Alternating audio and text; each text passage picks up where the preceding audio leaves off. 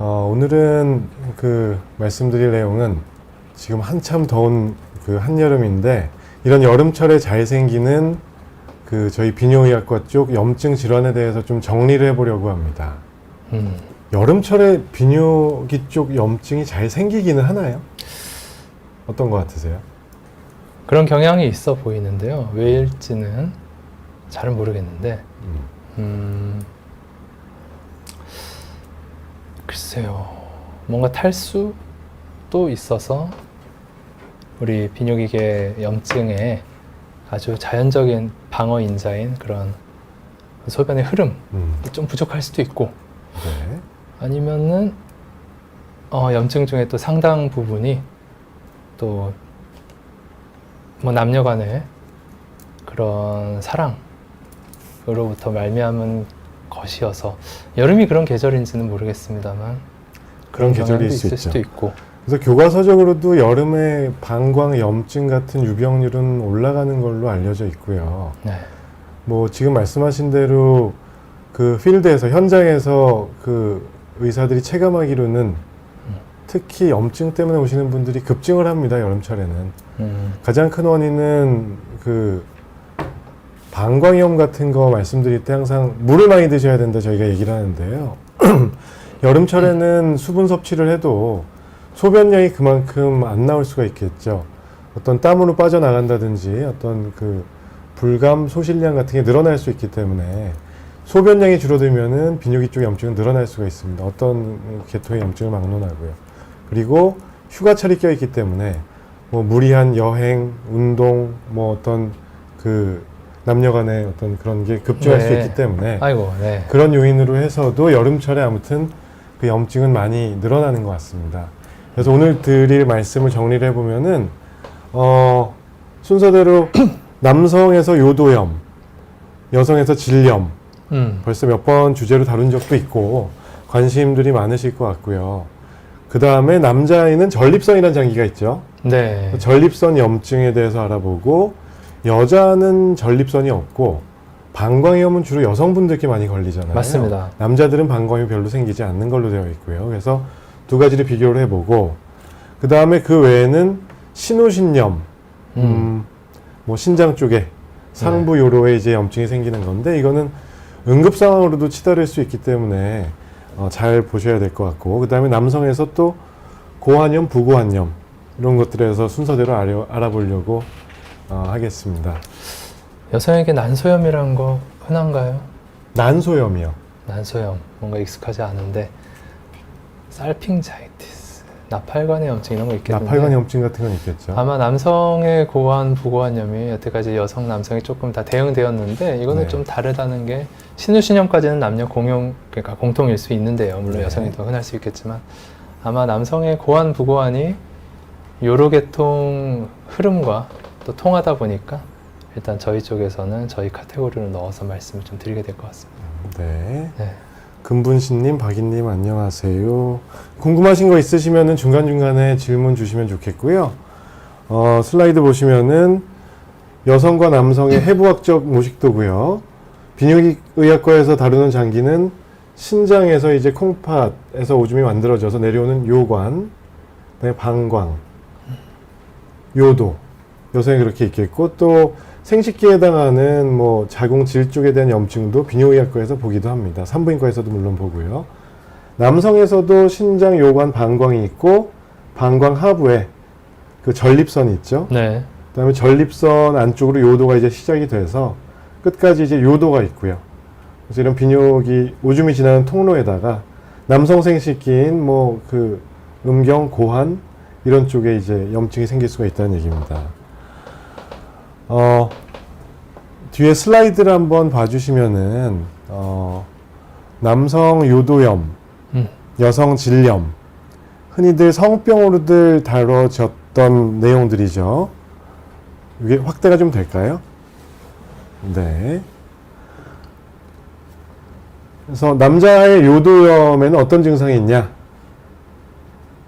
요도 분비물, 네. 고름 같은 게 나올 수가 있고요. 소변 볼 때 자결감, 통증 같은 배뇨통이 올 수 있고 뭐 요도 안쪽이 간질간질하거나 자극되는 증상. 네. 근데 중요한 거는 무증상인 경우도 상당히 많습니다. 맞습니다. 스펙트럼이 너무 넓은데 일단 약간의 그 용어 자체에서 약간 애매한 부분이 있겠습니다만 요도라는 거는 그 장기 요도를 의미하고 염이라는 거는 우리가 소위 말하는 염증이라는 것 자체가 사실은 뭐 통증이 있다, 좀 부었다, 좀 열감이 있다, 뭐 빨개졌다, 뭐 이런저런 몸에 어떤 감염이든 조직 손상이든 거기에 따라오는 그런 몸의 반응, 어찌 보면 그걸 지키기 위한, 또 좋아지기 위한 반응이긴 한데, 일단 요도염이라고 했을 때 그럼 요도에 염증이 있는 것이냐라고 한다면은 이런 분비물, 배뇨통, 자극 증상이 다 있는데, 무증상을 우리가 구분할 때는 요도염을 일으킬 만한 그런 문제, 제일 흔하게는 생물학적 문제가 되겠죠. 세균 같은 거. 그런 게 검출은 되나, 증상이 없이 있는 경우에 저희가 그냥 무증상 요도염이라고 편의성으로 말을 하긴 하는데요. 실은 무증상 요도염이 균주에 따라서 적게는 30%에서 5, 60%까지 보고가 되기도 합니다. 꼭 치료를 해야 되는 성병 균주인데 증상이 없는 경우도 있다는 얘기죠. 그렇죠. 그리고 보면은 뭔가 걸려보셨는지. 저는 아직 없습니다. 아, 그러신가요? 네, 진짜로. 아이고, 저는 왜 질문을 했을지. 아무튼. 경험이 있으시군요. 그러한데요. 네. 아무튼 그게 굉장히 환자분들도 그렇지만,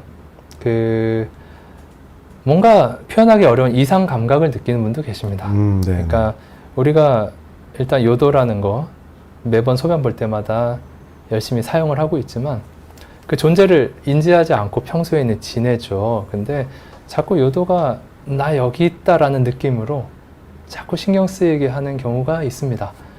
자극 증상에 해당될 수 있겠는데 그렇다고 막 아픈 것도 아니고 따끔거리는 것도 아니고 간지러운 것도 아닌데 좀 이상해요 라는 식으로 오는 분들도 물론 계시죠. 약간 전형적인 대표적인 증상들을 예를 들어 놓은 거고요. 뭐 잔뇨감이 심하거나 오줌이 갑자기 자주 마렵거나 그래서 오시는 분들도 있습니다. 그렇습니다. 검사를 해보면 뭐 균주가 나오고요. 네. 그리고 그 다음에 이제 여성에서 상응하는 질환은 질염이라고 이제 할 수 있겠고요.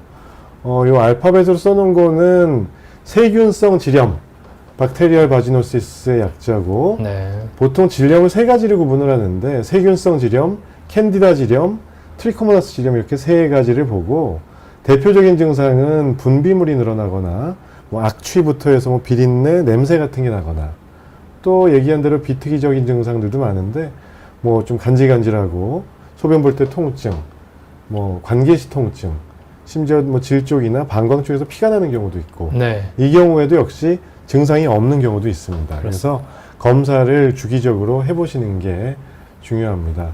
어떤 검사를 보통 저희가 시행할까요? 글쎄 일단 염증의 대상이 되는 장기가 이렇게 잘 적혀 있는데요. 요도나 질인 건데 저희가 공교롭게도 굉장히 점막 같죠? 점막.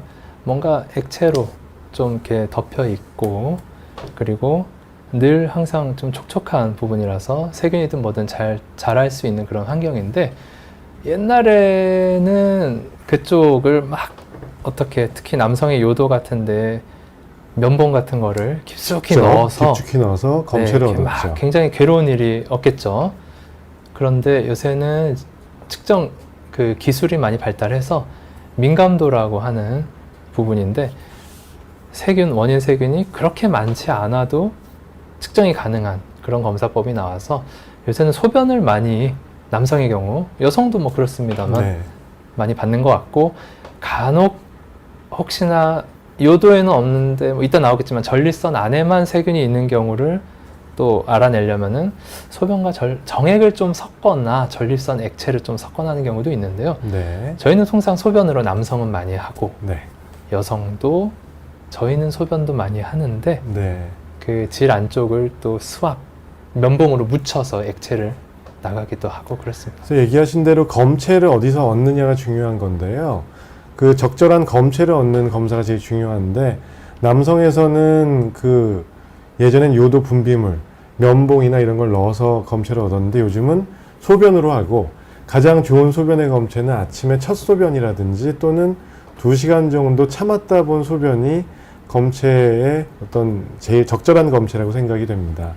그리고 필요한 경우에는 전립선 마사지를 해서 액을 받아내거나 정액을 받아서 섞어서 검사를 나가기도 하는데 기본적인 표준 검사법은 소변을 이용한 PCR 검사, 좀 전에 얘기하신 그 민감도가 높은 검사법이고 좀 이따가 다시 설명을 드릴 겁니다. PCR이 무엇인가요, 원장님? PCR은 어떤 그 성병 검진에만 사용되는 툴은 아니죠. 예. 어떤 생화학적인 검사 기법 툴의 하나인데 한국말로는 이제 중합효소 연쇄 반응이라고 아하. 하는데 어떤 그 DNA를 네. 시험관 내에서 증폭을 시켜서 네. 한두 마리의 어떤 그 한두 개의 어떤 DNA 아, 염기서열만 있으면은 수십만 배까지 증폭을 시킬 수가 있다. 와, 수시간 내에 뭐 30에서 50만 배까지 증폭을 시킬 수가 있거든요. 오. 그래서 매우 민감도가 높죠. 센시티비티가 높죠. 네. 근데 그로 인해서 또 문제점들도 있거든요. 아, 그래서 PCR에 대한 건 좀 이따가 다시 설명을 드릴게요. 네, 알겠습니다. 질염은 질분비물이나 요즘은 산부인과 선생님들도 소변 검체로 그냥 검사하시는 분들도 늘어났더라고요. 아, 그런가요? 네네. 예. 예전엔 무조건 수압을 하거나 네. 분비물을 얻어내거나 또는 팝스메어 같은 걸 통해서 자궁 경부에서 검체를 얻어내거나 했는데 네. 소변으로 검사해도 검사 양성률이 높기 때문에 네. 이렇게 하시는 분도 있고 그렇습니다. 그게 원래는 사실 이제 바라보는 차이인데요. 산부인과에 가는 거를 부담스러워하는 분들, 여성분들도 많이 계시죠. 거기 그 검사하는 그런 부분을 좀 안타까운 일이지만 뭐 굴욕의자다라고 칭하기도 하고 실제로 그렇게 느끼시는 분도 계신데 이제 관점의 차이입니다만 사실은 산부인과 전문의가 그 안쪽을 직접 시진 혹은 뭐 필요하다면 촉진해 가면서 한번 보는 것 자체가 또 혹시나 지나칠 수 있는 그런 다른 질환을 발견할 수 있는 기회가 될 수도 있는데 네. 사실 질염이란 건 또 워낙 흔하기 때문에 매 순간 그런 거를 그렇게 올라가서 하는 게 좀 부담스러울 수도 있죠. 저 같은 경우는 여성분이 오셨을 때는 굳이 내진을 하진 않고 소변으로 검사하긴 하는데 네. 논문 같은 데를 보면은 이미 이 PCR 검사에 아주 높아진 그런 민감도, 센시티비티 덕분에 소변으로 받으나 질 분비물을 수압을 하나 검출률은 크게 차이가 없는 걸로 통계적으로 나와서 일단 뭐 검사는 그렇게 부담이 없는 소변 검사를 하기도 하는 것 같습니다. 저희는 질염 또는 성병이 의심돼서 여성 환자분들이 오시면은 소변 검사를 받고 자가로 아, 예, 채취할 화장실에서 수 있게. 네네네. 스스로 이제 그 면봉을 질 들여서. 분비물 같은 거를 채취하실 수 있게 브러쉬 같은 키트가 있어요. 그거를 드립니다. 네네. 그걸 섞어서 네네. 소변과 그 분비물을 섞어서 검사를 나가곤 합니다. 네. 그래서 이렇게 진단이 되면은 뭐 치료는 사실 그 원인에 따른 치료를 하고 균이 뭐가 나왔냐, 아, 뭐 PCR이란 검사에서 균이 나오거든요. 그래서 뭐 그 6가지 검사를 하는 경우도 있고 여성분들 12가지 검사를 하기도 하는데 네. 또 원인 균주에 맞는 적절한 항생제 치료를 하는 것이 원칙이겠죠. 그리고 증상에 따라서 뭐 소염 진통제라든지 다른 약제들 쓰면 될 것 같고요. 네. 이거는 이제 그 비뇨기과나 산부인과에서 그 확인을 하시고 맞는 항생제 처방을 해주실 거예요. 그게 증상은 확실한데 네.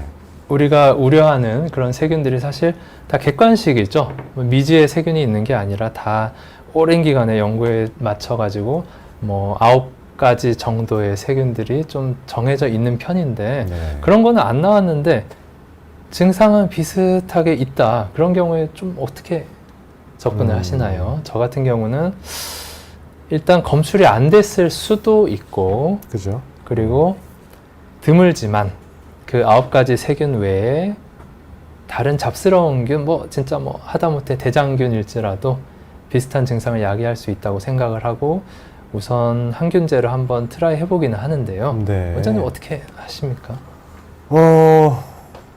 저는 여성분들에서 아, 남성분들이요. 요도염. 네. 남성 요도염에서는 저도 그냥 경험적으로 항생제를 드리죠. 네. 사실 약간은 전립선염일 수도 아, 그렇죠, 있으니까요. 네.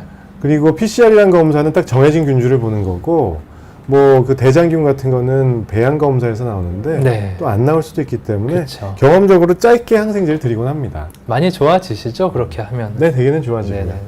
만약에 증상 호전이 별로 없으면 전립선에 대한 검사를 하셔야 되겠죠. 그래서 여기는 에피소드는 그냥 혹시 치료에 대해서 경험이 있거나 뭐 생각나는 이런 환자분들이 있으면 한번 소개를 해주시고요.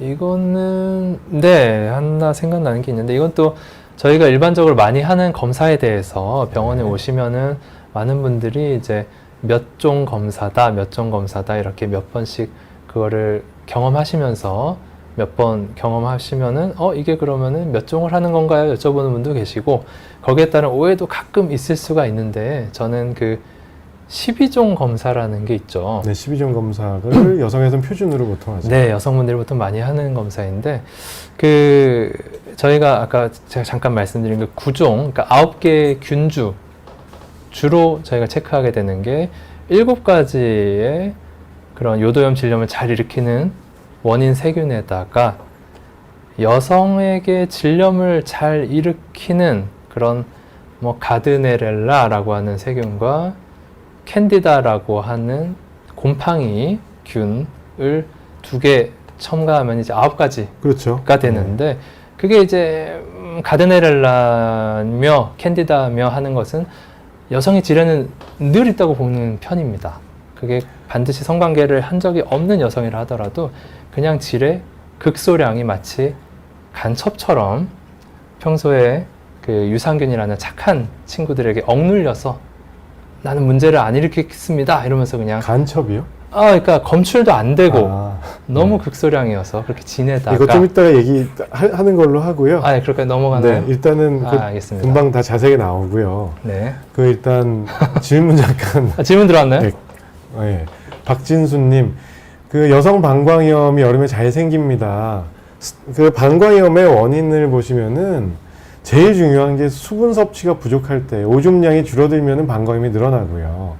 커피, 술 이런 거 안 주고 과로, 스트레스, 수면 부족, 뭐 관계 후에 생기시는 분도 있는데 여름철에는 일단 아까 얘기한 대로 수분 섭취를 동일하게 하시더라도 소변량이 줄어들기 때문에 방광염의 유병률이 가장 먼저 올라가게 되고요.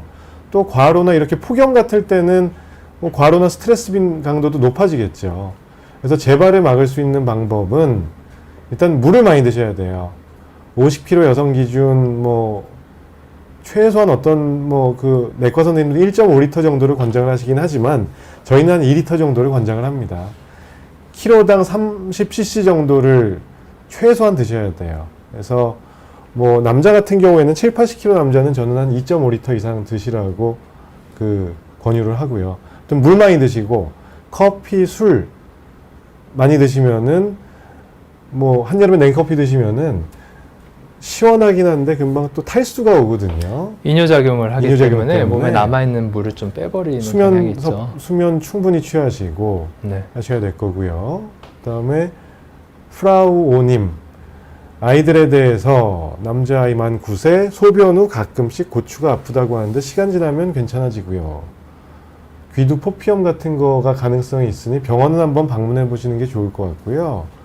뭐 애들은 포경 수술이 안 돼 있는 상태일 거기 때문에 소변 배출이 좀 더디거나 뭐 안쪽에 포피 안쪽에 오줌이 좀 트랩돼 있다가 배출이 용이하지 않으면은 그쪽 부에 염증이 잘 생길 수 있죠. 네. 귀두나 포피 쪽에 오줌 쌀 때 좀 아플 수도 있고 좀 부을 수도 있고 고름 같은 게 좀 나올 수도 있는데 심하지 않더라도 한번 그 비뇨기과과는 방문해 보시는 게 좋을 것 같습니다.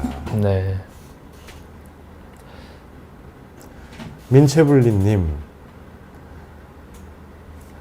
여름철에 요로결석 잘 생기는 거는 뭐 아까와 비슷한 맥락일 수 있겠는데요. 결석이라는 게 결국은 그 우리의 소변이 아주 묽을 때도 있고 아주 진할 때도 있는데 그 결국은 이 과포화 상태에 이르렀을 때 여러 가지 종류의 그런 화학 물질이 더 이상 녹지를 못해서 작은 크리스탈이 생겼다가 거기에 눈덩이처럼 들러붙으면서 결석이 되는 건데요.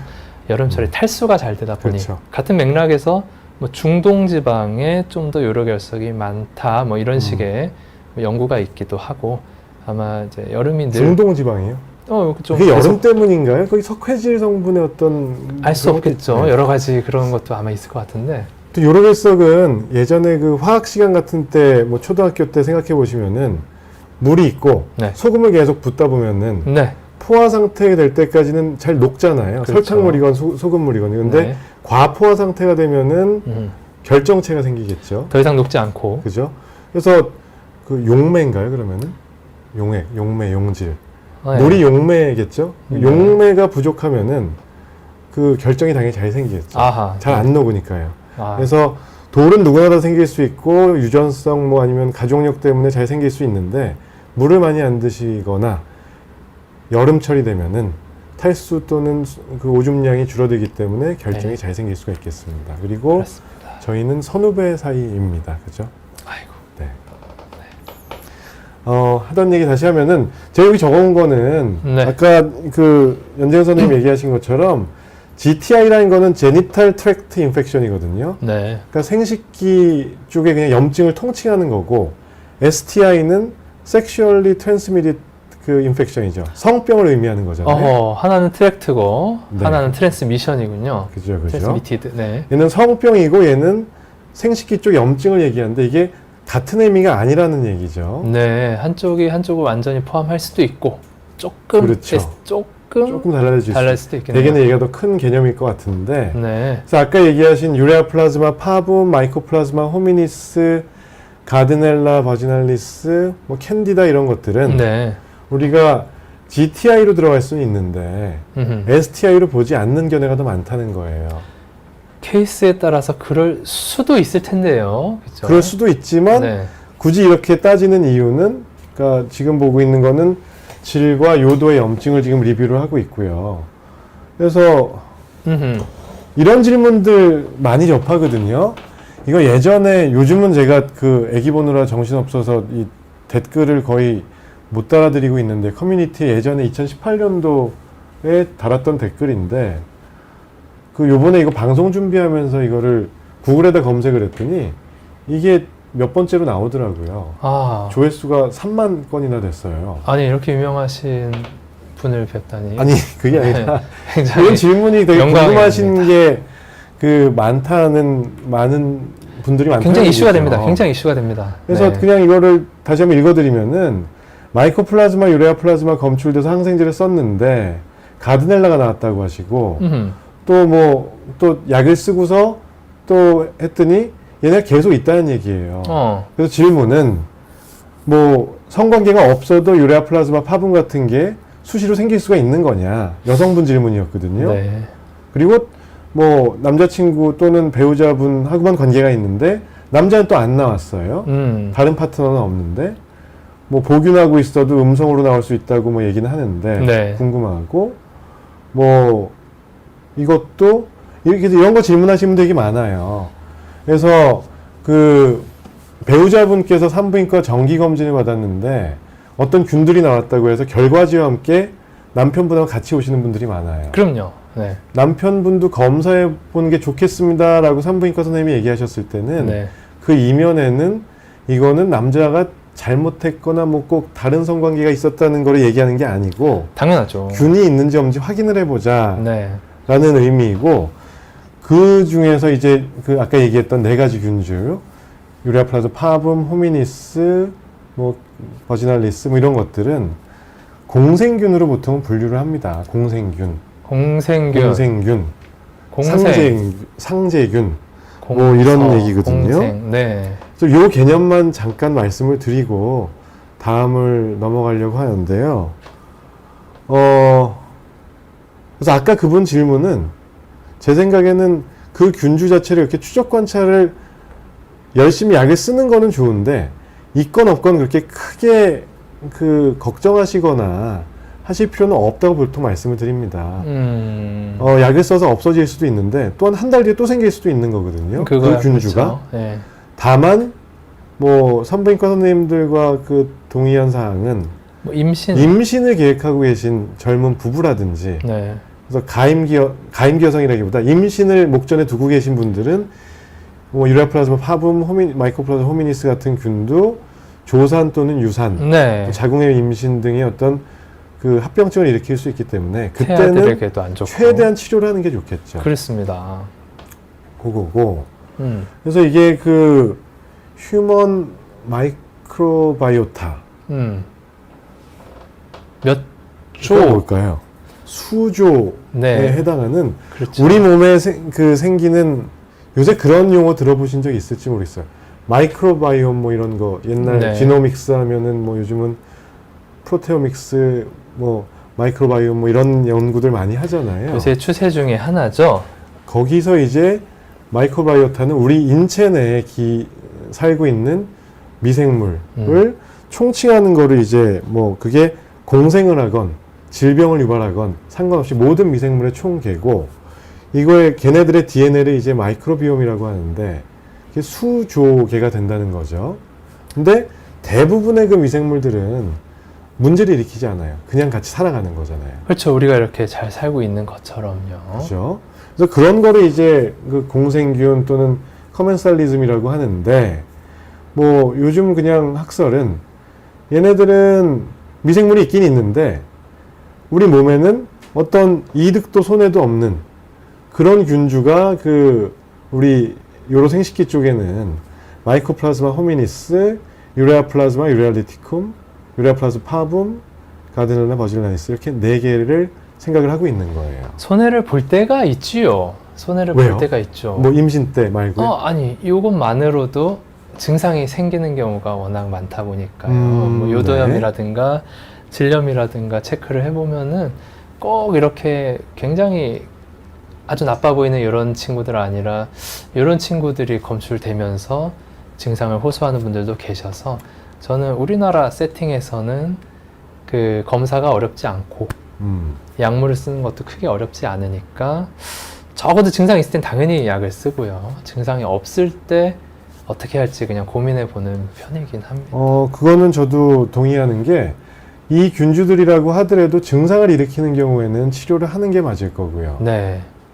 그리고 증상이 없는 무증상 감염일 때는 저는 사실 치료는 잘 권하지 않고 이런 균이다라고 설명을 드린 다음에 그래도 찜찜하거나 걱정이 되시거나 뭐 배우자분의 어떤 뭐 임신 가능성 이런 것 때문에 걱정이 되면은 약을 드리겠습니다라고 설명을 드리거든요. 그렇군요. 저는 나중에 이놈들이 어떻게 분열을 해서 문제를 일으킬까봐 미연에 좀 하긴 줄이긴 하는 얘네들이 편입니다. 특히 유레아플라즈마 유레알리티쿰 같은 균주는 오래 방치했을 경우에 남자에서 전립선염을 일으킬 수도 있고 수도 있지요. 여성에서도 뭐 골반염으로 진행하는 경우가 드물지만 있기 때문에 그렇죠. 좀 주의를 요하는 균이긴 하지만 뭐 네. 우리가 이거를 지금 얘기한 거는 STI라고 단정 지을 수는 없다. 네. 치료를 해야 될 수는 뭐 치료를 하는 경우가 사실 저도 많고요. 근데 꼭 성병이라고 단정 짓지는 말자. 그 얘기를 성관계로 드리는 또 옮긴 옮죠. 근데 성관계로 줄 수 있는데 네. 유입된 경로 자체가 원래 내 몸에 살고 있다가 공생 상태로 있다가 발현이 됐을 수도 있는 거기 때문에 그렇습니다. 다른 루트가 분명히 다른 루트가 있죠. 존재하기 때문에 온리 섹스였다면은 입수 경로가 그러면 전형적인 성병이라고 할 수는 있지만 그럼 아래쪽으로 내려갔겠죠. 그러면은 이제 아래쪽 파라사이티즈 뭐 기생 생물들은 미생물이 있는데 인간이 어떤 그 악영향을 손해를 많이 보는 균주에는 클라미디아, 나이제리아 고노레 임질입니다. 그리고 마이코플라즈마 뒤에 G자로 시작하는 네. 제니탈리움, 트리코모나스 바지날리스 얘네 4가지 균주들은 거의 99%는 성관계를 통해서만 온다라고 기억하시면 될 것 같습니다. 그래서 그렇게 질염, 요도염을 정리를 해보고요. 박진수님, 당뇨 환자의 경우 방광염이 잘 걸리죠. 그렇죠. 아쉽지만 당뇨 환자분이 혈당이 잘 관리가 된다면은 큰 차이 없다고 보는 편이긴 한데요. 그래도 네. 그때 그 혈당이 조금 뭐 인슐린을 주사를 맞으시든 아니면 뭐 메포민 약을 드시든 간에 중간중간 타이밍이 넘어갈 때가 있을 텐데 온몸에 조금 감염이나 염증에 취약할 수는 있기는 하겠습니다. 당뇨가 조절 잘 안 되시는 경우에는 방광염도 잘 걸릴 수 있지만 그 뭐 전신에 감염이 네. 저릴 수 있고 여기저기. 그리고 그 당뇨병 약 중에요. 혈당을 낮추는 약 중에 소변으로 그 글루코스를 빼내는 약이 있거든요. 자극을 느끼는 경우가 그래서 있습니다. 요도나 방광에 그 증상을 일으키거나 실제로 그 약전에 보시면은 방광염이나 요도염 유병률이 올라간다고 써 있어요. 아마 삼투압 때문에 표면 그 방어막을 조금 교란시키거나 했을 때 같은 세균이 있더라도 좀 더 민감하게 반응이 될 수는 있겠습니다. 네. 그래서 일단, 물 많이 드시면 조금 낫겠죠. 일단 물을 많이 드셔야죠. 네. 뭔가 지저분한 게 있더라도 계속 워시아웃을 시켜서 내보내고 해야지 소변이 우리 몸의 비뇨기 쪽의 염증을 줄일 수 있는 어떤 방어 기전이라고 보시면 되겠습니다. 네. 김연님 거는 조금만 있다가 방광염 있을 때 설명을 드리고요. 그렇네요. 네. 그래서 저희가 계속 PCR이라는 검사를 저도 비욘드에 와서 몇 번을 얘기한 것 같아요. 아하. 성병에 대한 질문들이 많았기 때문에 음. PCR은 아까 뭐 민감도가 매우 높아요. 그리고 요새 그런 얘기들 많이 하는데요. 성병이 만연하고 있다. 예전에 비해서 성병 유병률이 높아진다는 통계는 많아지거든요. 네. 국가 통계도 봐도 그렇고요. 특히 우리나라 통계를 보면은 그런 얘기들이 많이 나오는데 여기서 생각해 볼 거는 뭔가 시대의 흐름, 사회적인 변화 때문에 뭐 성병의 유병률이 실제로 올라가는 것도 물론 있겠고 네. 이 검사 기법이 도입되고 나서 민감도가 너무 높아졌기 때문에 이게 실제로 그 성병의 증가인지 민감도가 높아져서 너무 예전에 모르고 넘겼을 거를 것을. 잡아내는 게 늘어난 건지 이런 거에 대한 이슈도 좀 있고요. 마치 갑상선암이나 이런 것일 수 있겠네요. 그럴 수도 있죠. 건강검진이 늘어나면서. 이 PCR이라는 검사가 우리나라에서는 아까 얘기한 뭐 여성의 12종, 뭐 또 중간에 아까 얘기하신 9종 뭐 이렇게 검사하는 게 의료보험 혜택이 되거든요. 그래서 거의 전 세계적으로 제일 저렴한 축에 속합니다. 우리나라 의료보험 수가 체계가 뭐 잘 되어 있기 때문에 네. 이게 미국 같은 미국에 데는 있는 얼마인가요, 그러면? 비뇨기과 의사한테 물어보니까 자기네는 그렇게 루틴하게 시행하지도 않고 비싸니까 그런 일단 거죠? 너무 비싸대요. 아, 환자분께서 본인이 내야 되는 금액이 뭐 500불을 내야 된다는 경우도 있고 오. 물론 거기는 보험 체계가 다르기 때문에 300불, 500불 이렇게 내야 될 수 있고 뭐 30만 원, 50만 원 돈이잖아요. 한 번 검사. 엄청난 검사군요. 소변 이게. 검사 한 번 하고.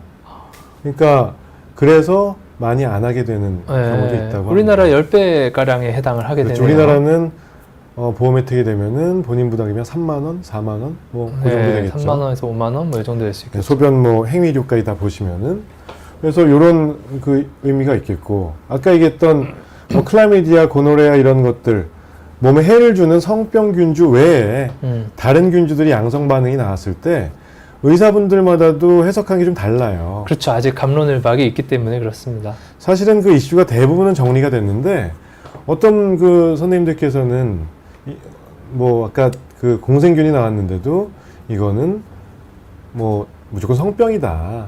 심지어 파트너의 약까지 같이 처방을 해서 주시는 분도 있거든요. 요새도 예. 그런 분들이 있으세요. 그러니까 뭐 치료를 해야 되는 거는 저도 인정은 하지만 그러니까 상대방이 균이 있는지 없는지는 일단 확인을 하고 예. 뭐 균이 없을 수도 있는 거잖아요. 약을 2배로 처방이 어려울 텐데 아무튼 뭐 그렇군요. 네. 네. 그렇게 하는 건 저는 개인적으로 옳지 않다고 생각을 하고요. 이 결과 해석에 있어서 뭐 좀 그 차이점이 있을 수 있고 증상 여부, 재반 사항. 저희 멀티플렉스 PCR이라는 거는 균을 한 종류를 검사를 안 하고 한꺼번에 얘기하면 12종 또는 뭐 9종, 7종, 8종을 동시에 검사하는 키트가 있는 거거든요. 이런 게 의미가 있을까 필요할까라는 질문을 과잉 검사 아닌가 이런 논란도 있었으나 이거는 우리나라에서는 하는 게 좋다고 생각이 됩니다.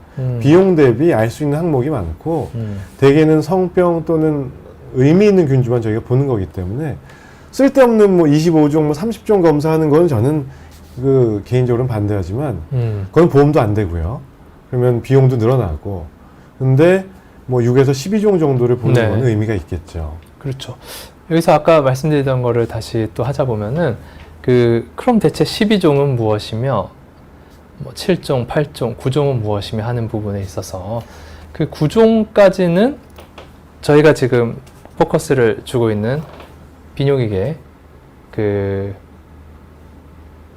요도 혹은 질 그쪽의 감염에 초점이 맞춰진 세균들인데 12종은 거기에다가 헤르페스 1, 2종이 들어가고 네, herpes라고 하는 약간 완전히 좀 궤를 달리하는 그런 주로 피부의 증상을 발현시키면서 신경 내부에 감염이 되어 있는 그런 바이러스 2종, 헤르페스 네. 1종, 2종과 또 약간 또 상황이 좀 다른 매독이 들어가죠. 매독균. 그거는 요도염이 일으키는 게 아니고 질염이 일으키는 것도 아닙니다. 근데 여기서 선생님하고 저는 생각을 달리하는 거는 저는 9종 검사는 안 해요.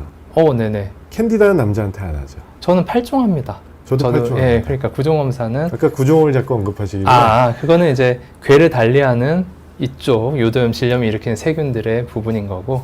그래서 6종이면은 이거 하다가 벌써 절반이 지났는데 6종은 뭐냐 하면은 네. 임질, 클라미디아, 마이코플라즈마 제니탈리움, 마이코플라즈마 호미니스, 유레아 플라즈마 유레알리티쿰, 트리코모나스까지 하면은 6개죠. 6종이 있고 거기에 유레아 플라즈마 파붐이 들어가면 7종, 네. 가드넬라가 들어가면 8종, 네. 그 다음에 캔디다를 캔디다가 만약 9종, 넣으면 9종. 헤르페스 2개에 매독이 들어가면 12종. 그렇죠. 근데 12종은 여성한테는 하는 거는 의미가 있죠. 네, 소변 왜냐면은 검사로 하지 않고. 그렇죠. 소변으로 해도 사실 될 텐데, 그러니까 여성의 해부학적 특성 때문에 그렇습니다. 그러니까 남성분들이 오셔서 그렇죠. 나도 12종이라고 말씀을 하셔서 많이 말씀을 드리게 돼서 그런 얘기인데요. 종합하자면은 여성의 질염 증상을 느낄 때 그것이 진짜 질염일 수도 있는데 질 내부에 그냥 그거는 해부학적 차이입니다. 남성의 요도와는 다르게 질 내부에 물론 요도도 가능하지만 헤르페스 같은 그런 수포라든가 아니면 매독으로 인한 궤양성 그런 피부 질환이 있을 때 느껴지는 거는 질염이랑 비슷할 수가 있어서 그 여성의 검사는 구종에다가 위상이 완전 다르지만 헤르페스 2개랑 매독균을 넣어서 12종을 세트를 만든 겁니다. 유용하겠죠. 근데 원래는 네. 헤르페스 2개랑 매독이 들어가 있는 이유는 우리가 그거를 질 분비물 또는 수압을 할 때 네. 그 점막에서 이거를 검체를 얻으면은 거기서 좀 더 의미가 있어서 하는 거고 남자한테는 저는 12종은 권하지 않습니다. 그러니까요. 왜냐하면 남성에게는 피부에 그건 그것들이 의미가 있을 없는, 거기 때문에 예. 피부에서 그거를 키트로 묻혀서 검사를 해야지 궤양이 있을 때. 네. 이제 여기서 함정은 뭐냐면요. 거기에 이제 헤르페스랑 매독 검사가 들어가 있다 보니 간혹 여성분께서 검사에서 음성이라고 나왔을 때 네. 나에겐 그럼 헤르페스가 없다라고 오인을 해버리는 경우가 있기 때문에 그렇습니다. 그러니까 그 3종 헤르페스와 매독은 그렇게 검사를 했을 때는 위음성률이 되게 높아요. 실제로 있는데 없다고 나온다고 할 수가 있기 때문에. 그렇죠. 증상이 있을 때만 그 검사는 검출되는 거고 그렇죠. 원래는 혈액으로 해서 항체가 만들어져 있는가 이런 걸 보는 게 온당한 검사인데 네. 진짜 이런 분이 계셨기 때문에 그렇습니다. 여성분 한 분이 네네네. 나는 헤르페스가 없는데 남자친구 너는 왜 그게 있느냐. 그러니까 나는 예전에 혈액으로 검사는 됐는데 이번에 질염 검사했는데 거기 헤르페스가 있다. 그러니까 항목이 포함이 되어 있는데 음성이 나왔으니 그분이 약간 오해를 하셨죠. 당연히 오해할 수 있는데 그럼 내가 헤르페스라는 게 나았다고 봐야 되는데 남친이 너는 왜 있느냐 이렇게 해서 조금 오해가 있었던 경우가 있었죠. 그런 예는 정말 많아요. 네. 그래서 많죠. 네, 그럼 뭐 그때그때 해석을 해드리면 되는데 말씀이 길어졌네요. 그리고 마지막으로 검사 과정에 오염됐을 가능성도 있기 때문에 만약에 증상도 전혀 없는데 균이 뭐가 나왔고 찜찜하시면은 재검을 한 번 정도는 해보는 게 좋을 것 같습니다. 이렇게 해서 요도염 질문을 정리를 하고요. 질문을 받아보면은 김연님 평소에 물을 많이 안 드시는데 물을 자주 드시면 소변을 자주 봅니다. 야간요가 3년 전부터 있는데 3번 정도 깨신다는 것 같거든요. 아이고. 뭐 저는 이런 경우에는 소변 검사를 해서 방광의 염은 없는지 아마 없으실 것 같아요. 3년 전부터 이런 증상이 계속 있었다면요. 네, 너무 낮에 오래됐죠. 자주 보고 야간요가 있다면은 과민성 방광이라는 질환을 의심해 볼 수가 있겠고 이때는 제일 중요한 거는 습관 교정이라고 생각을 합니다. 물은 늘리고 소변은 최대한 참았다가 한 3시간에 한 번씩 보는 훈련을 스스로 해보시고 그리고 밤에 자기 전에는 2-3시간 정도는 물조차도 좀 줄여서 야간 수분 섭취 제한, 과일도 줄이고 국물도 좀 줄이고 저녁 먹을 때는 해보고 그래도 힘들면은 약을 쓰는 거예요. 과민성 방광약이나 뭐 그런 약이 있겠죠. 아직 젊으시기 때문에 물론 뭐 50대, 60대 이상에서는 밤에 소변 때문에 깨시는 경우가 꽤 있죠. 점점 늘어나죠. 잠이 얕아지기도 하고. 네, 수면장애와 뭐 항이뇨 호르몬의 변화 때문에 그런 게 올 수 있지만 젊으신 분들은 습관의 가능성이 제일 큽니다. 그리고 카페인을 좀 줄이시는 게 좋겠죠. 만약 커피를 드신다면. 술 줄이시고요. 취급주인님, PCR 검사를 리얼타임으로도 하고 멀티플렉스로도 합니다. 그러니까 이건 조금 전문적으로 들어가는 건데 잘 아시는 분 같은데 12종 같은 검사 같은 거는 리얼타임이 아니라 멀티플렉스 PCR이라고 하고요. 리얼타임이 멀티플렉스 일반 그 PCR에 비해서 조금 더 정확도가 높은 걸로 되어 있습니다. 남성에서는 리얼타임으로 그래서 많이 권하고 있고요. 6종에서는 그 멀티플렉스 12종하고 비용이 동일하고요. 7종, 8종 할 때는 조금 더 추가 비용이 있습니다만 다 의료보험은 적용이 됩니다. 그래서 둘 다 가능하시고 남성에서는 뭐 둘 다 가능합니다. 여성분들은 주로 멀티플렉스로 하시는 경우가 12종은 멀티플렉스 키트고요. 그거는 리얼타임은 없습니다. 박진수님, 방광염 나쁜 영향 주는 피해야 될 당뇨. 피해야 될 당뇨약이라는 건 사실 없을 거고요. 당뇨약을 처방받으실 때는 내분비내과 선생님과 상의를 해서 쓰시겠죠. 소변으로 당을 빼내는 약을 쓰실 때는 장점이 있어서 쓰시는 거거든요. 뭐 저혈당의 부작용이 적다든지 뭐 메포민도 별로 없지만 아무튼 뭐 그 사용하시는 이유가 있을 거예요. 그런 거를 본인이 쓰고 계신 당뇨 약제가 어떤 기준으로 쓰여지는 건지 좀 들어보시고 하시는 게 좋을 것 같습니다. 이해득실을 따져봐야겠죠. 그렇죠. 한번 처방해 주시는 교수님 혹은 원장님 스위밍밍님, 보셔야죠. 아 예, 자주 제가 방송할 때 들어오시는 분 같은데 반갑고요. 그 각 균별로 쓰는 약은 다 다른 건 아니지만 잘 듣는 약이 다 따로따로 있긴 하죠. 그래서 이런 검사를 해보는 것도 네. 의미가 있죠. 같기도 하고 다르기도 하고. 네. 그래서 그 뭐 임질에는 임질에 도움되는 약이 있고 마이코플라즈마에는 마이코플라즈마 약이 있고 주사와 경구약을 병행해서 치료하게 됩니다. 여러 균에 감염되어 있으면 이분은 아마 감염되신 이력이 있나 보네요. 여러 균에 감염되신 이력이 있는 것 같은데. 아니면 뭐 이론적으로 생각을 잘 하신 것일 수도 있겠는데 저는 그냥 죽일 수 있는 거를 웬만해서는 동시에 들여보는 네. 편입니다. 특별히 뭐 간이 나쁘시거나 저는 뭐 이게 항생제는 한 아니라면 번에 2종류까지 보통 드리는데요. 그 위중도에 따라서 아까 얘기했던 그 파라사이티즘에 해당하는 네. 나쁜 균주들은 먼저 잡아야 되니까 걔네들 먼저 잡고 그 다음에 뭐 유레아 플라즈마가 있건 뭐가 있건 일주 먼저 약을 써보고 그 다음에 남아있으면 또 네. 쓰고. 상당 부분 또 하위 호환이 되는 경우도 있어서 그렇죠. 쓰면서 같이 죽기도 합니다. 네. 이용상님 반갑습니다. 네. 헤르페스는 타입 1과 타입 2가 있죠. 위치에 따라서도 구분을 할 수 있겠지만 뭐 꼭 일치하는 건 아닌 것 같아요. 그렇습니다. 주로 아래 생식기 쪽에 생기는 건 타입 2가 많은 것 같고 네. 안면 입술 주변에 생기는 포진은 타입 1인 경우가 있지만 또 뭐 구강성교라든지 뭐 다른 이유로 인해서 타입 1, 2가 혼재하는 경우도 있고 그렇습니다. 또 뭐 그 수직 감염도 있기 때문에. 자, 그리고 남자 전립선염 아이고 이게 굉장히 중요한데 벌써 이거 43분이 짧게 최대한 빨리.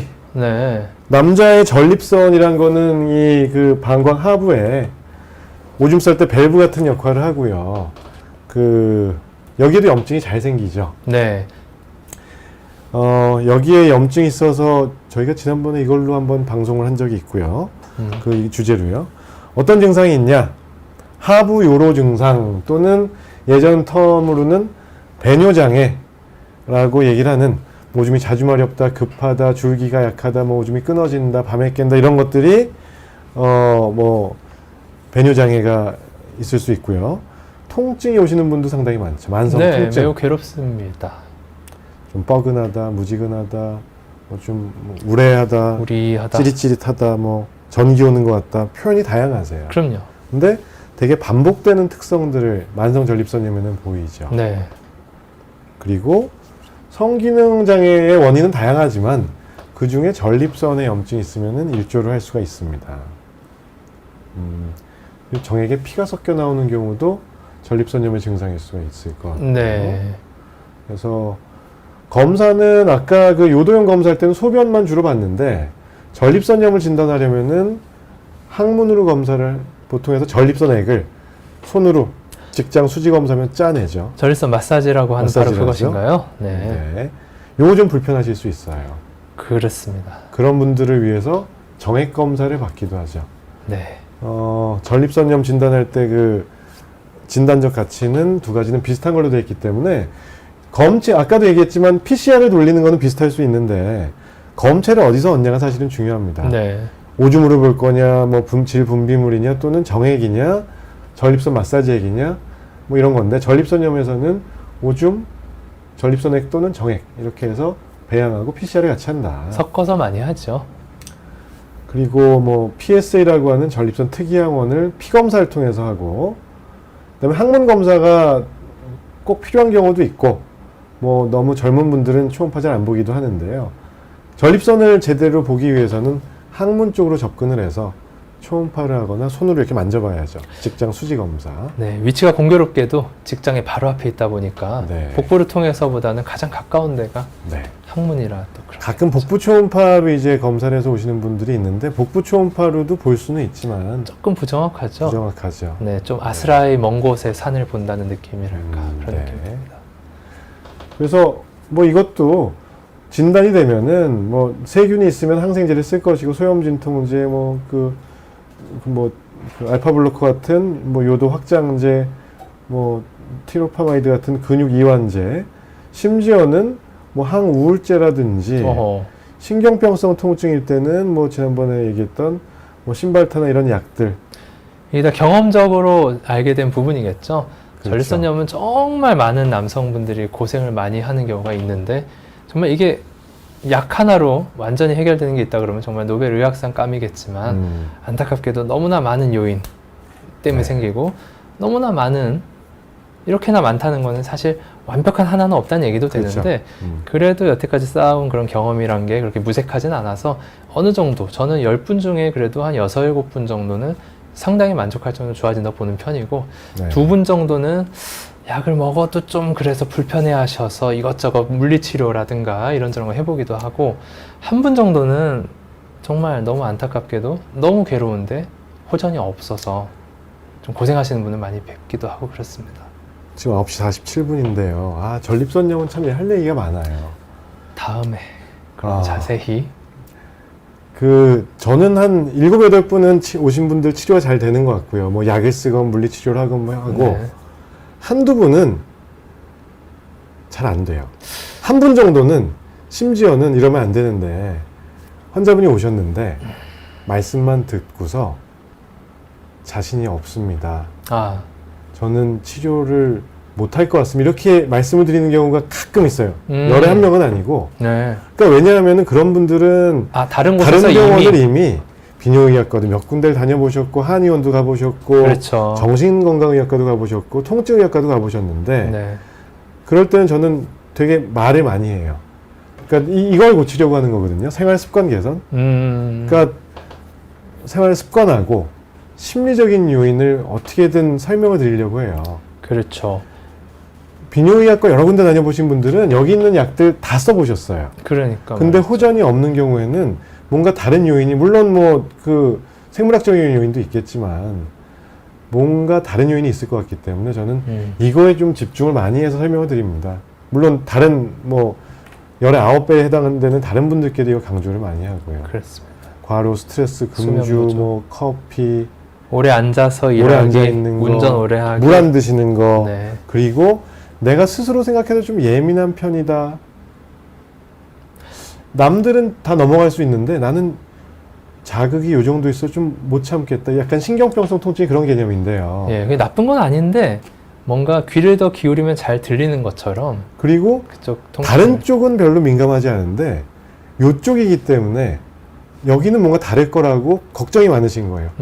여기에 나중에 이거 성병 아니야? 전립선 암 아니야?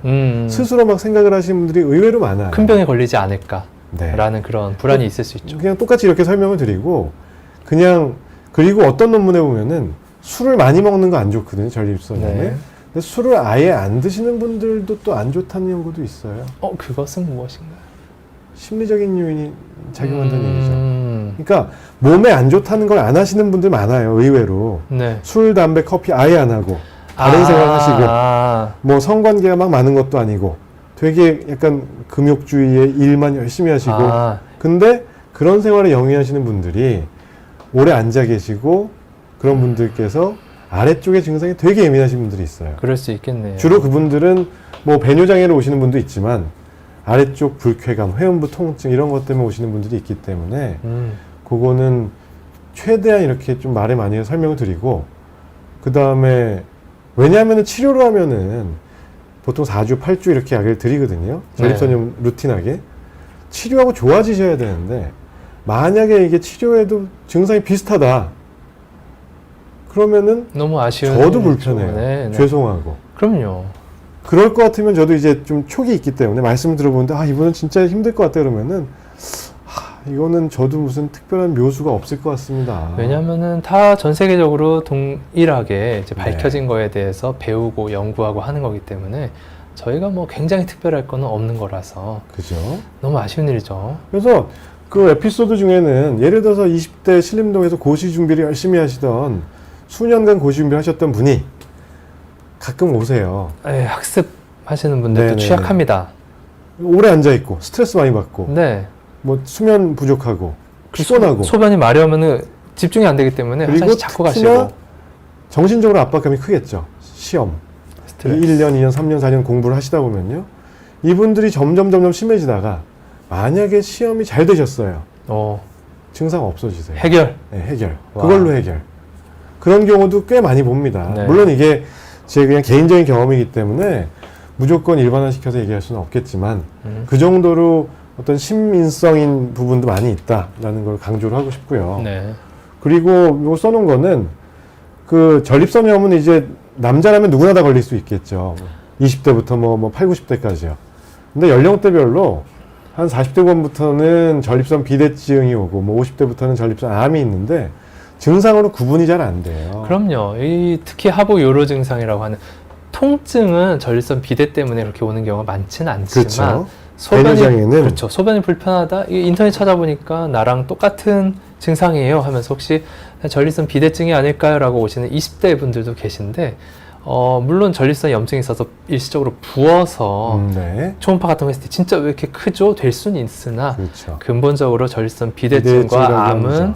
이제 고령이신 분, 중장년층의 질환이기 때문에 헷갈릴 수가 20, 있습니다. 30대 분들이 비대증인 것 같아요. 또는 전립선 암하고 우리 아버지 전립선 암이셨는데 나랑 증상이 비슷하셨는데 하면은 일단은 아닐 가능성이 높고요. 네. 거꾸로 얘기하면은 50대 분인데 이런 분도 계셨어요. 20, 30대부터 전립선염이 계속 재발을 하는 거예요. 그럼 또 그러니까 전립선염인 줄. 이번에도 또 전립선염이 왔구나 하고 봤는데 나중에 암이 나온 거죠. 아이고. 그러니까 뭐 PSA 아까 수치 얘기를 봤는데 이 수치가 높게 나오면은 뭐 일단은 검사를 쭉 해봐야 됩니다. 네.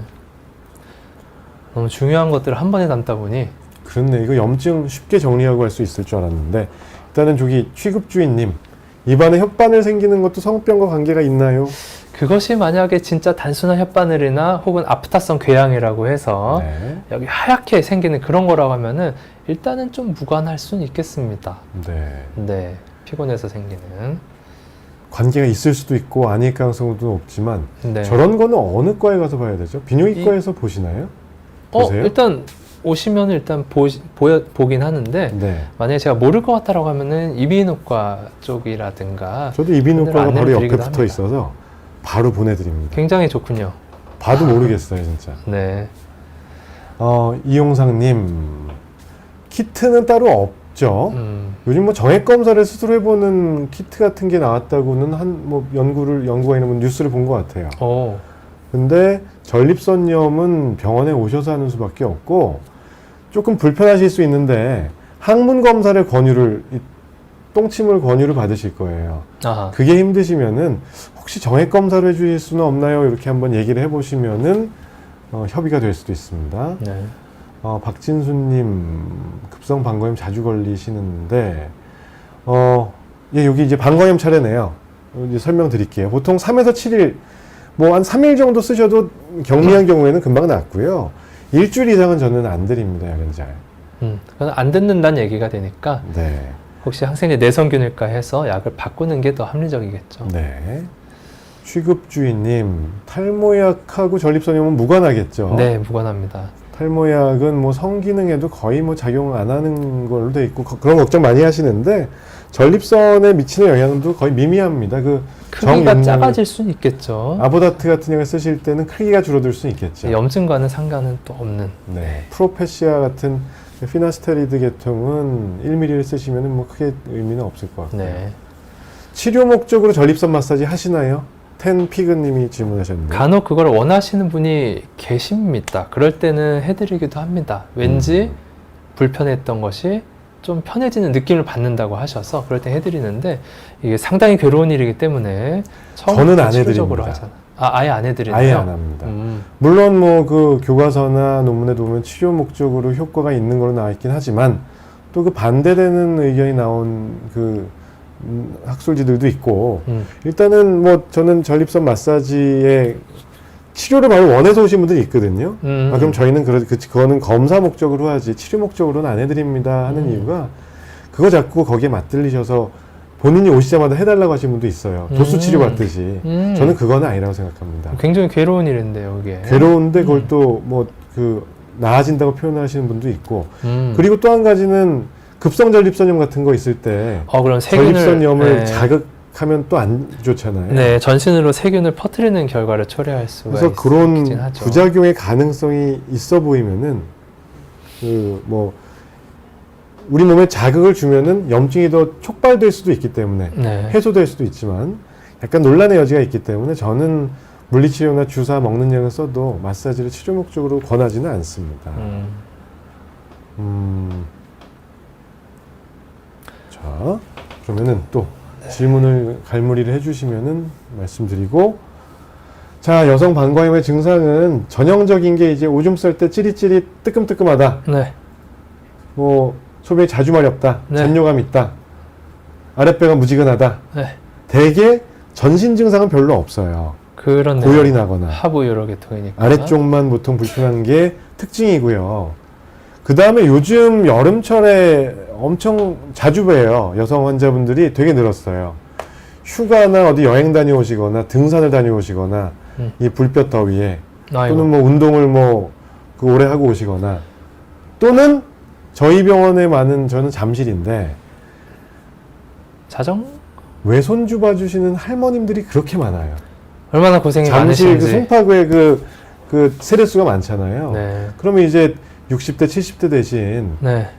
할머님들께서 아이고. 손녀딸, 손주를 안고서 뭐 더운데 나갔다 오면은 네. 방광염 엄청 흔하고 심하게 올 때 혈뇨가 있어요. 네. 그래서 혈뇨 때문에 걱정돼서 오시는 분도 많죠. 걱정하실만 하죠. 방광암일 수도 있으니까. 네. 염증이 엄청 동반됐고 전형적인 증상이 있다라고 하면은 이제 방광염이라는 게 결국 뭐 어렸을 때 넘어져서 무릎 까진 것 같은 그런 까진 부분이 방광 내벽에 잔뜩 있다고 보시면 되는 겁니다. 그러면은 계속 자극되니까 마려운 느낌은 들고 누구나도 물이 조금만 있어도 계속 자극되니까 또 마렵고 또 가고 싶고 소변 볼 때 여기가 압력이 걸리니까 아프고 소변 본 마지막에 서로 쓸리면 엄청 아프고 모세혈관이 터지면은 혈뇨도 나오고 이 모든 게 다 설명이 되죠. 네네. 그래서 치료는 항생제를 그렇게 오래 쓰지 않아요, 보통은. 3일에서 7일. 물론 항생제 내성이 있다면 약을 바꿔가면서 써야 되니까. 네. 중간에 한번 오셔야 수연팡님도 되겠죠. 뭐 경우에 따라서 뭐 1주, 2주 쓸 수도 그렇죠. 있겠습니다. 네네. 잘 나으셨다고 하면은 그 선생님이 또 열심히 고려해서 아마 드린 것일 것입니다. 근데 저는 그 박수연님 그런 경우는 물론 그 다른 과에서 진료하는 거를 뭐 그렇긴 하지만 동일한 약을 그냥 2, 3주를 루틴에 쭉 쓰는 거는 저는 그거는 그렇게 추천하지 않습니다. 보통 세균 검사 결과가 1주 정도 후에 나오기 때문에 그걸 참고를 하게 되긴 하죠. 그래서 보통 교과서적으로는 3일 정도만 쓰라고 하는 교과서도 많아요. 저는 요새는 5일을 많이 씁니다. 저는 경미하면 주사 안 드리고 3일 먹는 약. 좀 심하다 싶으면은 심할 때는 혈뇨까지 있다. 네. 일주일 치료하고 처음에 오셨을 때 주사 엉덩이 주사나 뭐 주사 한 번 맞고 중간에 한 번 또 맞고 배양 검사 결과 한 2, 3일이면 3일이면 나오는 것 같거든요. 네. 그러니까 결과 보고서 3일째 됐을 때 약을 바꾸거나 뭐 이런 경우가 있고요. 그 다음에 항생제 쓰는 거와 더불어서 이런 증상들 네. 잔뇨감, 빈뇨가 원래 있으셨던 분들도 있거든요. 아, 그렇지요. 원래 과민성 방광이 있는데 거기에 방광염이 추가로 돼서 정상이 여기 있는데 과민성 방광이 있는 사람 원래 이 정도 안 좋았는데 급성으로 방광이 오면 급성으로 확 안 좋아지는 거거든요. 네, 네. 그럴 때는 방광염 먼저 잡고 그 다음에 과민성 방광이 기저로 있었으면 약을 쓰는데 그래서 여기서 감별해야 될 게 이게 방광염이 아니라 과민성 방광은 아니었는지 아하. 이거는 꼭 감별해야 되니까 소변 검사 처음에 중요한 거고 네. 혈뇨가 나왔을 때는 추가적인 검사가 필요한 이유는 아까 말씀하신 방광암의 가능성 또는 요로결석 가능성이 있기 때문에 네. 영상 검사라든지 방광 내시경 같은 게 필요할 수가 있겠죠. 그렇죠. 연령도 중요하니까요. 그렇죠. 20대 방광염 환자분을 뭐 암을 의심 100% 아닌 건 아니지만 네. 조금 고민해 볼 수 있겠습니다. 그래서 현미경 혈뇨 같은 게 있는 경우에도 35세 이상에서 뭐 연속적으로 2번 이상 이 결과가 나서 혈뇨가 있으면은 5%던가요? 미세혈뇨에서 방광암 가능성도 있고 방광 내시경을 권하게 되어 있습니다. 네. 그 방광염 때문에 응급실 가시는 분들 의외로 많으세요. 너무 괴로우니까. 괴로우니까요. 네. 그러니까 저는 남자다 보니까 방광염을 제대로 겪어본 적이 없어서, 그러니까 한밤중에 이제 제가 응급 콜을 받는데 들어보면은 방광염일 것 같은 분들이 많거든요. 네. 그럴 때는 아주 초응급, 돌이킬 수 없는 부작용을 일으키는 그 정도의 통증과 어떤 후유증은 없으니 집에 있는 소염 진통제 드시고 물을 많이 드시면서 아침에 일찍 병원으로 오십시오. 새벽에 전화 오면은 네. 어차피 나가면 소변 검사하고 주사만 드리고 어차피 처방전을 구할 데도 없기 때문에 그렇게 설명을 네. 드리지만 실제로 방광염이 심하게 오면은 아주 불편하신 것 같습니다. 너무 괴롭습니다. 조선시대 네. 어떻게 살았을까요, 진짜.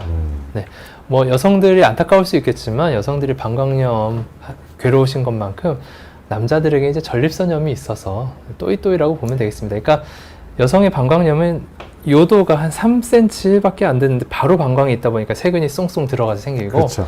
남자는 전립선이 그 세균을 다 그냥 지가 석션을 막아줍니다. 하는 거예요. 지가 다 막으면서 난 몰라 이러면서 자 전립선에 걸리는 거고, 전립선 방광염이라는 카테고리는 그렇죠. 있긴 한데 근데 그거를 지금 뭐 위안이라고 말씀을 하시는 건가요? 그러니까 너무 또이또이라니 참. 너무 이게 불공평하다라고 볼 수도 있으니까요. 네. 일단은 그렇게 보고. 벌써 몇 시 넘었네.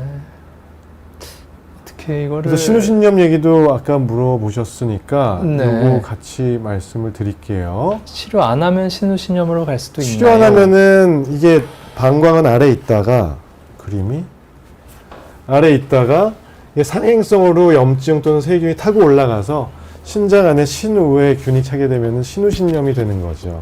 반드시는 아닙니다. 다른 요인도 많이 있고요. 예, 신우신염은 너무 면역이 떨어졌거나 아니면 그럴 만한 소인이 있거나 이런 있거나. 경우에 잘 걸리게 되죠. 이렇게 흔한 건 아니기 때문에. 근데 또 은근히 젊은 분인데도 신우신염으로 오는 분들도 많아요. 적잖이 계신 것 같아요. 특히 여성분들께도 많고요. 네. 그 질문을 그러면은 자연평화승님님 거부터 말씀드리면 과민성 방광 약을 드시고 계신데 이제 그만 먹어도 되겠다는 기준이 있나요? 보통 2가지 계통의 약이 있거든요. 항콜린제라고 하는 계통의 약이 있고, 그 다음에 뭐 베타3 항진제, 뭐 이런 작용제라고 불리는 약이 있는데, 약을 2가지를 쓰시는 분도 있고, 심할 때는 심하지 않으면 1가지를 쓰시는 분도 있고요. 부작용이 별로 없다면 저는 뭐 한 1년까지는 뭐 6개월에서 1년은 최소한 써보자라고 말씀을 드리고, 그 다음에 그 중간중간에 그 치료 평가를 저는 배뇨일지를 쓰거든요. 좋지요. 그래서 화장실을 내가 몇 시에 갔고 양을 얼마를 받는지를 평가를 하게 될 거예요. 처음에 병원 왔을 때 뭐 중간에 뭐 3개월 경과하고 뭐 이런 식으로요. 네. 호전이 됐고 뭐 하루에 6, 7회 뭐 7, 8회 정도까지 소변을 받고 오줌 양도 좀 확보가 되겠다. 네. 그러면은 약을 줄여보거나 끊어보는 기준이 될 수 있죠. 네, 좋은 말씀 해주셨는데 그 중에 이제 중요한 게 저는 1회 배뇨량이라고 생각합니다. 그렇죠. 그러니까 사실 잔뇨라는 또 다른 팩터가 있기 때문에 그 배뇨량만으로 알 수는 없겠지만 내가 계량컵 하나 준비를 하시는 거죠. 그래서 내가 그렇게 너무 힘들게 참지 않고 일상적으로 소변을 가서 보았는데 한 300cc에서 400cc를 무리 없이 보았다라고 하면은 마치 공자님이 70세에 내가 원하는 대로 행동을 했더니 도덕에 어긋남이 없었다라고 하는 것처럼 종심소를 불리고 내가 원하는 대로 소변을 봤는데 300에서 400cc 됐다라고 하면은 그 방광은 이제 안정화된 방광입니다. 그래서 하산하십시오. 뭐 이렇게 될 수는 있을 텐데요. 약을 끊고 나면 다시 또 예민해질 수 있기 때문에 그때 뭐 큰 부담 없이 다시 드셔도 되고 그렇습니다. 아니, 갑자기 공자 왜 이런 애드립이 나와서 그랬을까요? 놀랐는데 네. 그 성대모사도 한 건가요? 아, 그렇진 않습니다. 네, 아무튼 그 과민성 방광약은 본인이 그 약에 만족하시고 부작용도 없다 싶으면 평생 쓰셔도 돼요. 해로운 게 아니죠? 근데 항콜린제 부작용에는 입마름증이나 변비 같은 게 있기 때문에 그런 게 있으면은 쓰시면 안 될 것 같고 심하면은 그래서 스스로 판단을 하셔도 되고 주치의 선생님하고 상의를 하셔도 되는데 저희는 그냥 그 계량컵을 드리거든요. 메뉴 일지와 함께 보통 그렇게 드려요. 저희 비뇨의학과 의사회에서 팝니다 그거를. 아이고.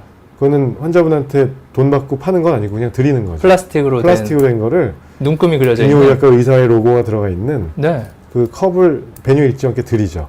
저도 그거 좀 해봐야겠네요. 그 조합해서 사시면 돼요. 오. 근데 그걸 해서 스스로 보다가 방광이 안정화되고 내 습관이 바뀌었구나. 이거는 습관 바꾸는 걸 도와주는 약이다라고 생각하셔도 무방합니다. 네, 그렇죠. 그래서 뭐 그렇게 그 약을 줄이거나 끊으실 수 있겠고요. 자궁경부암 키트를 편의점에서 파나요 요새? 약국이 아니고요. 그걸 기사 비슷하게 봤는데 벌써 보편화 됐나 보군요. 오라킷 같은 거는 약국에서 파는 거 알았는데 제가 그거는 확인을 해봐야 되겠습니다. 근데 키트가 만약에 상용화된 거고 뭐 그렇다면은 정확도는 확보가 돼 있지 않을까요? 저 HPV인가요? 아니면 이상세포를 검출하는 건가요? HPV 30종을 다 할 수가 있나? 고위험군만 하는 건가? 고위험군만 하지 않을까요? 아이고 제가 너무 이건 정보가 나중에 부족했네요. 그 확인을 한번 해보고 죄송합니다. 다른 루트로 그 다음 시간에 말씀드릴게요. 민채부님 죄송하고요.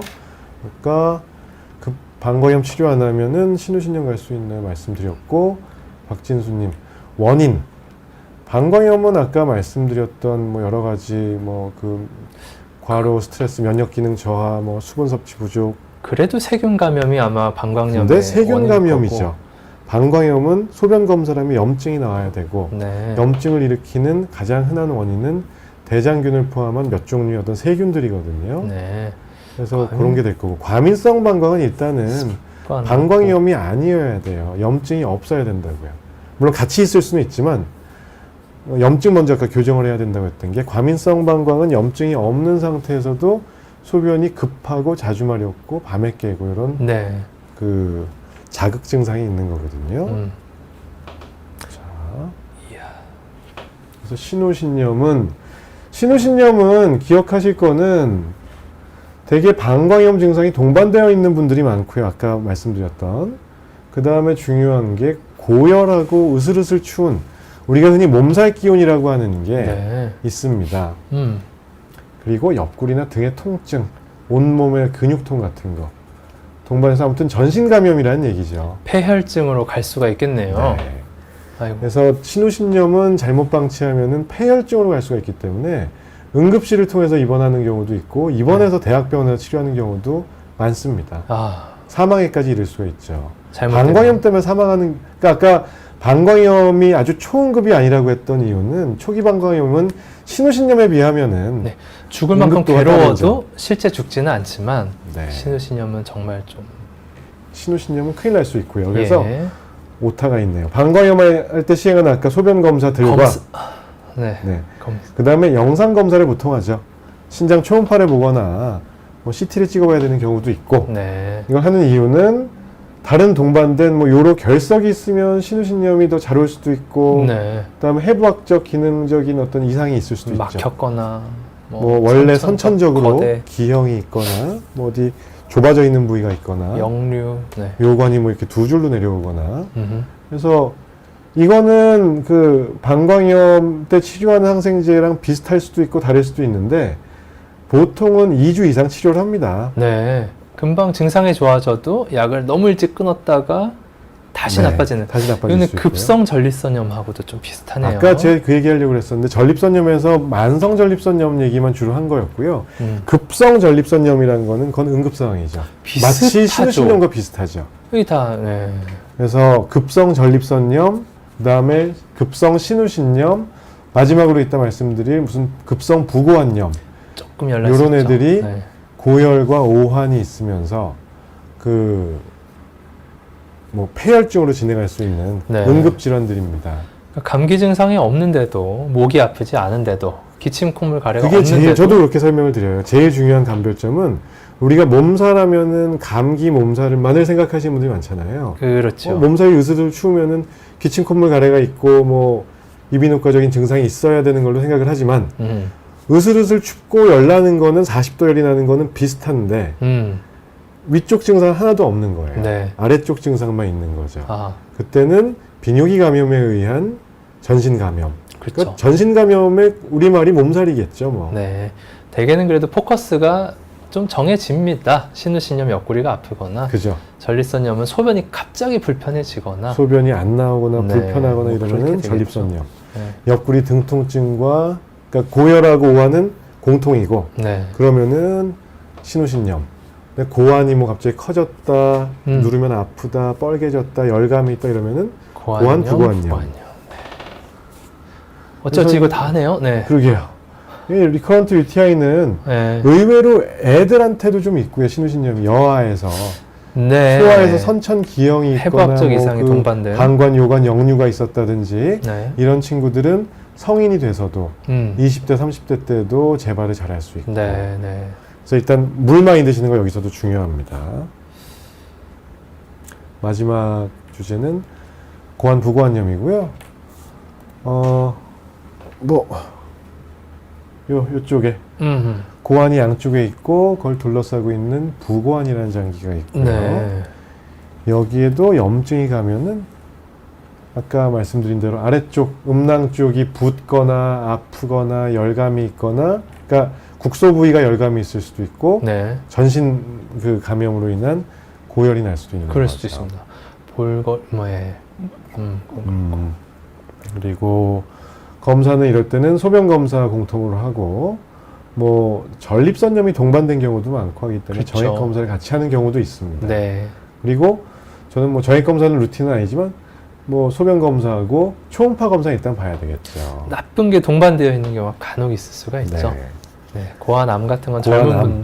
젊은 분도 계실 수 있기 때문에 암 조직이 파괴되면서 염증을 유발시킬 수도 있어서 그렇죠. 전립선암은 젊은 층에는 없는 반면에 고환암은 호바 연령이 젊은 편이죠. 네. 그래서 20대에도 충분히 올 수 있기 때문에 초음파 검사를 통해서 감별해야 될 게 고환암도 있고 그 다음에 응급질환인 네. 염전. 고환염전 무시무시하군요. 네. 이거는 뭐 골든 타임이 얼만큼이었죠? 4시간, 6시간. 4시간에서 6시간 정도 안에 치료하지 않으면은 고환을 잃을 고환이 수도. 잃을 수 있죠. 그래서 저희 그때 응급질환 때도 한번 말씀을 드렸었고 네. 진짜로 이거를 진단이 애매한 경우가 있어요. 그렇습니다. 초음파만 봐도 진찰 소견하고 초음파만 봐도 토전인지 아니면은 그 뭐 부고환염인지 그냥 부은 건지. 네 그걸 알기가 힘든 경우가 있기 때문에 뭐 음낭 수종 같은 거는 초음파를 보면 쉽게 감별이 되는데 비교적 종양 같은 것도요. 네. 이 응급 통증이 심하고 그 염전이 의심될 때는 빨리 일단 대학병원으로 다시 의뢰를 해드리죠. 왜냐하면 염전이라면 마취와 전신 마취 또는 척추 마취의 수술을 요하기 때문에 네. 그런 상황입니다. 아이고, 이걸 다 하시다니. 자, 그래서 네. 오늘은 표현은 무슨 여름철에 잘 생기는 비뇨기계 염증 질환이긴 했는데요. 꼭 여름철에만 국한된 건 아니었고 그 방광염, 신우신염 뭐 이런 것들은 여름철에 잘 생기는 건 맞고요. 물 많이 드셔야 됩니다. 그리고 씻어낸다는 얘기겠죠. 자꾸 뭔가 네. 나쁜 것들을. 다음에는 아직 일정은 확실히 안 잡혔는데 3주 뒤가 될 것 같긴 한데요. 비뇨의학 관련해서 질문하실 것들 그러니까 있으시면은 커뮤니티에 이렇게 뭐 방송에서 얘기해주면 좋겠다라고 멘트 달아주시고 질문들을 해주시면은 나중에 그걸 갈무리를 해서 좀 뭐 전문적인 답변을 위해서 좀 저희도 공부를 미리 좀 할 건 하고 해서 답변을 드려볼까 합니다. 무엇이든 물어보세요군요. 네. 마지막. 자전거가 고환에 이건 또 전립선이 중요한- 안 좋은 것 같은데 고환보다도 뭐 저는 그렇게 생각합니다. 저것도 참 그 논란의 여지가 많은 건데 자전거는 전 자전거를 타거든요. 그러세요? 네. 굉장히 좋은 운동이죠. 좋은 운동이죠. 좋은 유산소 운동이고 네. 하체 단련에도 좋고 허벅지도 근육 좋아지고 네, 관절을 이렇게 다치게 기능에도 하지 좋아질 않고. 수 있고 아, 그렇죠. 뭐 그 발목 관절, 무릎 관절이 무리가 안 가는 네. 좋은 운동이긴 한데 네. 전립선에는 안 좋을 수가 있어요. 왜냐하면 너무 국소적으로 꽉 눌러버리니까 혈액순환이 안 되고 노폐물이 심지어 쌓여가지고. 우리가 오래 앉아 있는 것도 안 좋다고 말씀을 드리는데 아무리 구멍이 뚫려 있는 전립선 안장을 타더라도 전립선이 약하신 분들한테 그래도 권하지 않아요. 그러니까 그쵸. 무조건 하지 마세요는 말도 안 되고 요즘은 그렇게 그럼요, 말씀드리고요. 그럼요. 예. 전립선염을 자꾸 앓으신 분들 뭐 이런 분들한테는 좋은 운동이 아닐 수 있죠. 네. 뭐 수영이나 뭐 조깅이나 이런 다른 운동을 하시는 게 좋을 것 같습니다. 전 너무 타이트한 속옷도 입지 마시라고 말씀드립니다. 네, 그것도 간혹 그렇겠죠. 좋아하시는 경우도 있어서요. 네, 하여튼 네, 오늘 늦게까지 시청해 주셔서 감사드리고요. 저희는 다음 시간에 또 인사드리겠습니다. 너무 고생하셨습니다.